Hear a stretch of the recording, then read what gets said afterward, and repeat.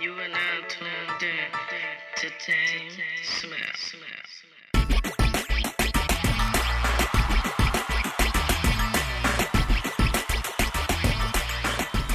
Good morning and welcome to Musician Talks with DameSmiff, and this is episode 9 of Musician Talks. And today I want to talk to you guys about practice as a musician. Practice, what it is, why it's beneficial, why we do it, what's the point, right? So what practice is essentially exercise to an athlete, just like rehearsal is to a show. There we go. So the reason we practice and what it is and why it's beneficial. I'll do it that way.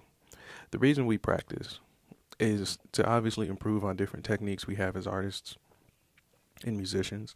So if you're a cello player, you practice to improve on perhaps your tonality, your endurance and dexterity and things like that. This comes in various different forms for artists, depending on what their demand is. For vocalists, it's a little different than instrumentalists. And for both, it's very different for digital musicians as well as producers and songwriters and things like that. But practice is very different from rehearsal, and it's very different from the performance, obviously. Now, I want to draw a difference between practice and a rehearsal. Practice is where you are working out kinks, mistakes. You're working out different, ideas and things like that you haven't experienced before. You're working on things that you have specifically troubles on, or just things that are important to your technique, and you're improving and honing those skills. Now, why that's different from rehearsal is where you already have a performance set up and you're tweaking the performance to make that perfect. You do that in rehearsal, so when you are actually on the performance stage, you should be well and prepared to be able to perform it. So those three aspects are very different from one another, but you can't have one without the other. And those three things are super, super important to master if you want success as an artist. So I'll start with why it's beneficial when we practice as an artist. Practicing, as I spoke in my Honing Your Craft episode, is extremely important to developing and improving on different techniques and things like that.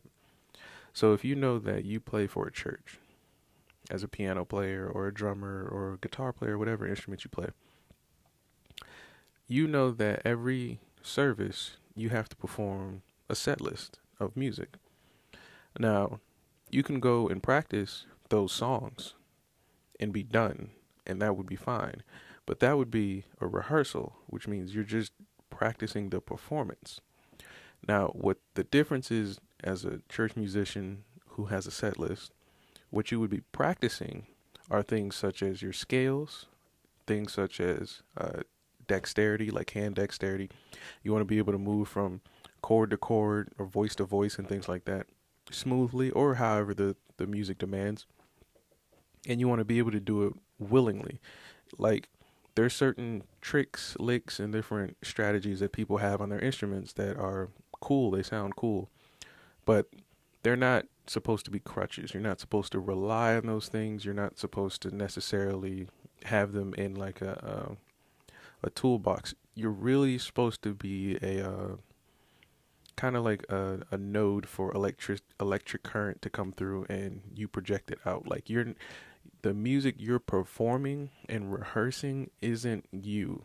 You're actually projecting the music onto an audience.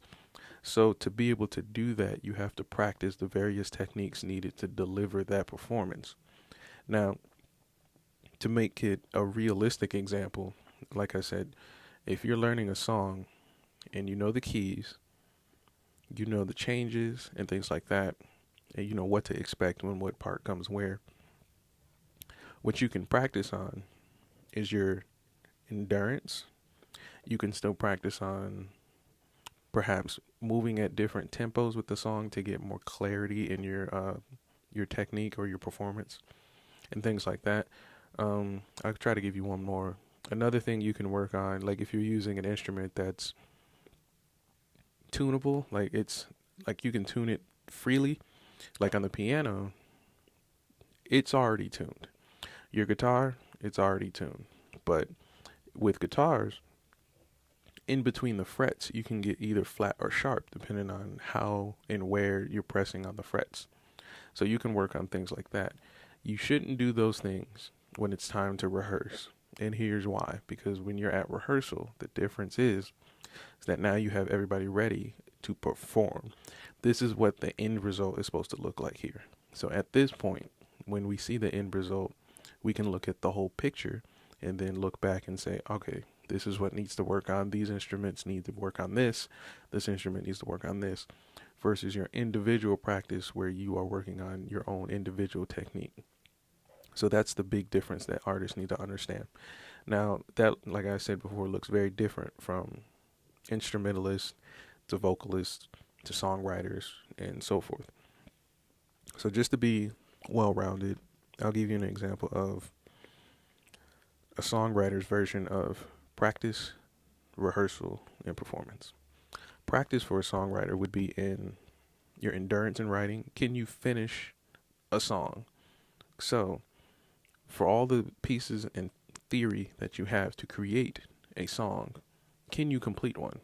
Because many times artists find themselves when they're writing music, they'll get to some idea that they love and stand on, but that's all it really finishes to be. It's never a complete thought or a complete project or song. And so with that, being able to just create a complete song through practice, meaning you can just sit down and use your tools to effectively do so, will help you hone your techniques in your song creation. So if you're a songwriter that prefers to use more dissonant chords and things like that, or prefer to use songs that have different what's the word I'm looking for? That has different movements within them, meaning like different styles or different like phases and dynamics within the song. Practicing on working where and when to put those different dynamics can help you be more adaptive as a songwriter and can upgrade your value to when people need to request or hire your services. So that's what practice would look like as a songwriter, being able to write music and building your endurance and your adaptivity to writing different types of songs or just using what tools you have to write the type of music that you make. Now, what rehearsal would look like as a songwriter is when you finally have your song done, you're now bringing in performers or musicians, or you're recording yourself, the parts to it, to look at the big picture of the song, which would mean if you're a recording artist, you're going to listen back once everything is in place and see where you may need to tweak dynamics, where you may need to tweak, maybe you don't need this extra space of music. Maybe these instruments need to be louder or softer or whatever it is. And then on the live aspect of it is when you can work on maybe your guitar player can't perform the part that you've written to their, individual talent. So you may need to change something there versus just leaving it there and leaving essentially the guitarist to struggle with that one part. But again, that is something that the guitarist's individual practice curriculum would have to work on. That's not necessarily your responsibility, but it is something to consider when you are rehearsing. Now, performance obviously is just when if it's a recording, you're just playing it out loud for people to listen to and waiting for their reaction. But as a songwriter, the live aspect of your performance comes in when you're actually in front of an audience performing the music live. Not necessarily yourself, but the music is being performed. And so those are the different ways. Now, what's the benefit of doing that as an artist? What's the benefit of practicing as an artist? Like, a lot of people hate practice because of its monotony. A lot of people hate its you got to do it consistently. You got to be disciplined to do it. You got to really want to practice, and a lot of people don't. We want the results of practice, not necessarily to practice, if that makes sense. And so, to encourage people to practice more, I would like to explain the benefits of it, meaning that as you practice, you learn new things about yourself, the way you play, and things like that. And what that opens doors to is new opportunities. So, as I practice, I didn't know I had kind of like a liking to blues music. I didn't know it until I learned the blues scale. And I wouldn't have learned that if I didn't sit down with a book and read what the blues scale is, play it, meaning like practice it, improve upon it, and then learn all the different keys and utilizations and see how other people play it like that. That's all comes down to practice, studying as well. And so working on that, I've been able to just kind of create musical styles on the spot between blues, what I like to play, what I've learned to play, and how I would create music within that. And that can be super beneficial as well with what I've already explained, because I'm also a songwriter. So if I would like to write and record songs, I have so many options in my wheelhouse to choose from, versus a person who's purely an instrumentalist, where they would have to stick with the talents within the instrument in order to utilize that to make a living or perform or whatever it is they're using the instrument for. So it's good to be multifaceted, even if you're an instrumentalist, songwriter, vocalist, or anything like that. So again, practice is very important for an artist. Don't let anybody tell you otherwise, and you can only improve from practice. Now, I will say this though, there is a pitfall to practice.